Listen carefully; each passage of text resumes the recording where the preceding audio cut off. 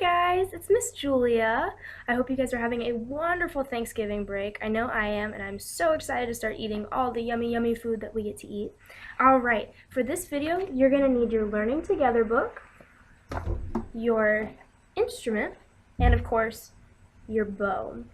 Before we begin playing though, let's go ahead and open up our Learning Together book to French folk song, one of our favorite pieces. It's, I believe, page 8. It's page 8, right here. Before we start playing, let's talk a little bit about note values. We've been discussing this in class, so it shouldn't be a new topic. Now, if we look here, the first note we have is a D, of course, but it's also a quarter note. So, based on what we've discussed in class, that means that this is going to get one beat. And as you see, throughout this whole first line, all of them are quarter notes except this one right here. This one is a dotted half note. And again, based on what we discussed in class, this one's going to get 3 beats, 3 whole beats. So this one note, this A right here, equals 3 quarter notes. Okay? Let's not forget about that because we have quite a few dotted half notes in this piece. We have 1, 2, 3, 4, 5 dotted half notes in this whole entire piece, 1 at the end of each line. So whenever you get to that note, count in your head 1, 2, 3. That way you don't speed up. Alright? Okay, so now that we're thinking about that, go ahead and pull out your awesome instrument. We're going to play together. The first time, we're going to pluck our way through, and the second time, we're going to play with our bow. Sound fair? Alright, so let's go ahead and get our instrument up in playing position. Beautiful playing position. So what does beautiful playing position means? It means that our wrist should not fall flat. Our wrist should not be touching our instrument here.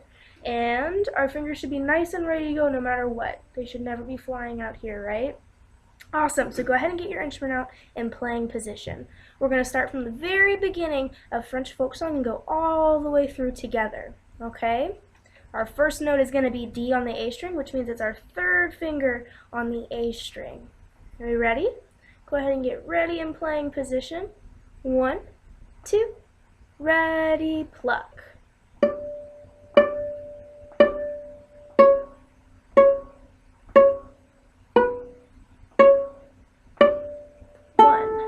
Two, 3.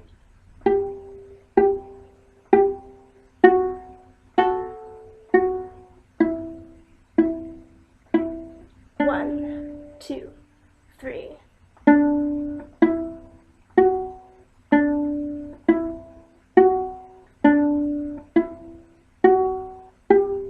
2, 3.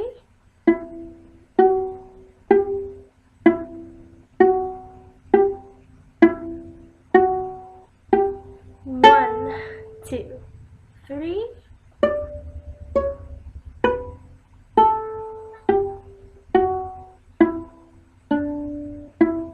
1, 2, 3. Awesome! So again, for those dotted half notes, let's make sure they continuously ring, which means whenever we play with our bow, which we're about to do together, we have to make sure that our bow does not stop. It plays continuously for those 3 beats, okay? So now that we've already plugged through it, let's go ahead and get out our bows. And as you can see right here, I am making a beautiful bow hold. Let's all play with beautiful bow holds, okay? The more we play with them and practice with them, the more we're going to perform with them, okay? A bad bow hold makes you sound bad, I promise, okay? So let's go ahead and show our best bow holds and get ready to play through, again, the whole entire piece, French folk song. So let's get in good playing position. Remember, our wrist is not resting, and our bow hold has to maintain its beautiful rounded shape, okay? Alright, so from the very beginning, again, we're starting on D on the A string, which is our third finger right here. Alright. 1, 2, 3, 1, ready, play.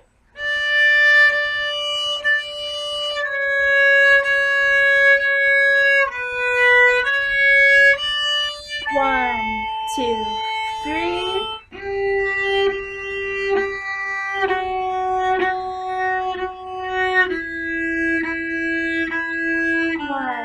2, 3.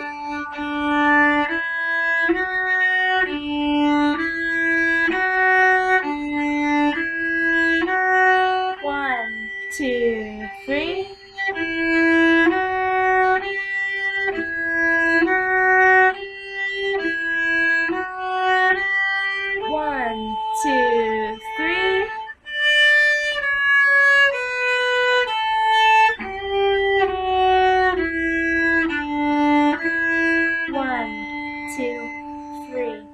job, guys! I bet you're wondering, Miss Julia, how do we maintain a whole entire 3 beats with just the same amount of bow we use for a quarter note?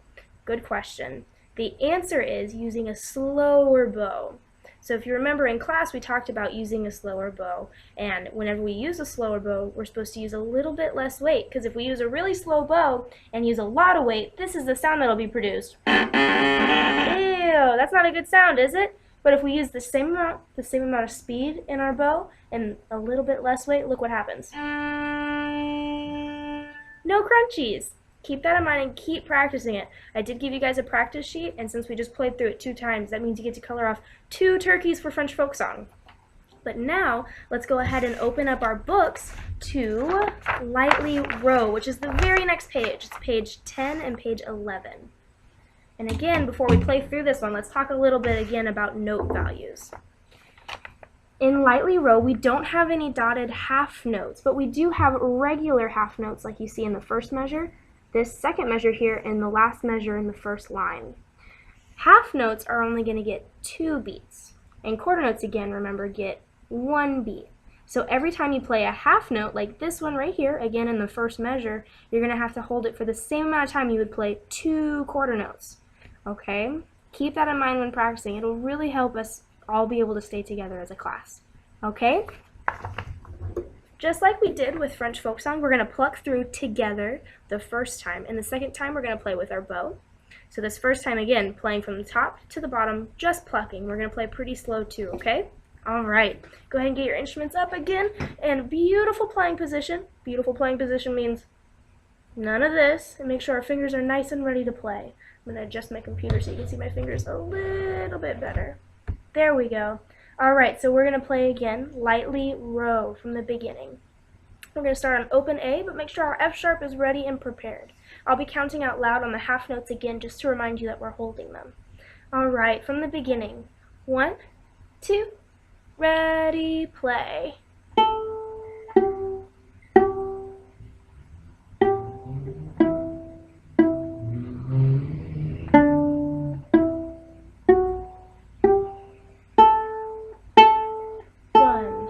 Two,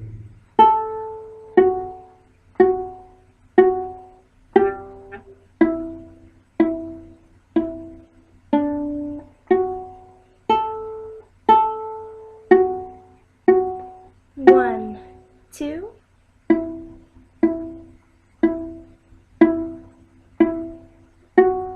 one, two.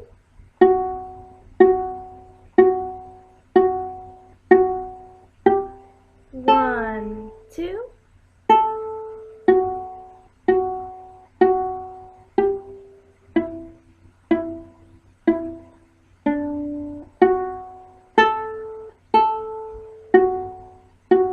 One, two. Awesome! I'm sorry about that. I made one mistake at the very beginning. My second finger wasn't exactly where it needed to be, so that's totally my fault. I'm sure you guys played way better than that too. Alright, now that we've plugged all the way through it, let's go ahead and pull out our awesome bows. Remember what I said earlier in this video and every single day in class?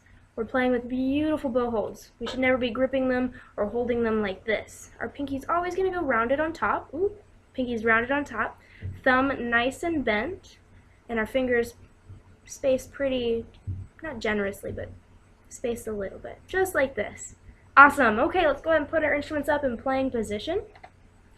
We're going to play again from the beginning all the way to the end, this time with our bow. Alright, starting from the beginning. Remember, we're starting on an A and having our F sharp ready. 1, 2, ready, play. 1, 2, 1, 2.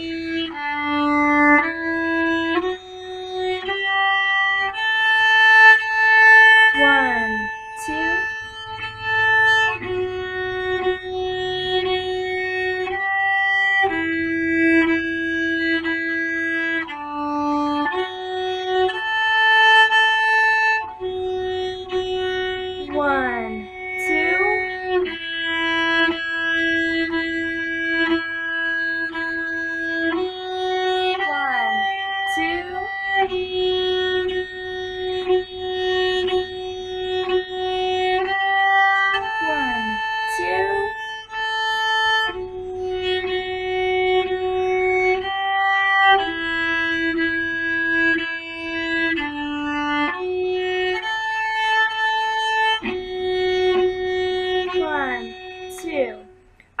good job, guys. If you notice, towards the end of the piece, I started playing with a little bit less of a good bow hold just to show you what happens to your bow when you play.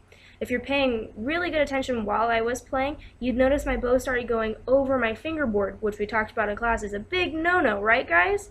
Alright, so just another reason why we should be playing with a really, really good bow hold. If you miss seeing my bow go over the fingerboard, you can rewind the video and go back and watch just to show you that it is true. If you play with a bad bow hold, things start to happen that you don't mean to happen.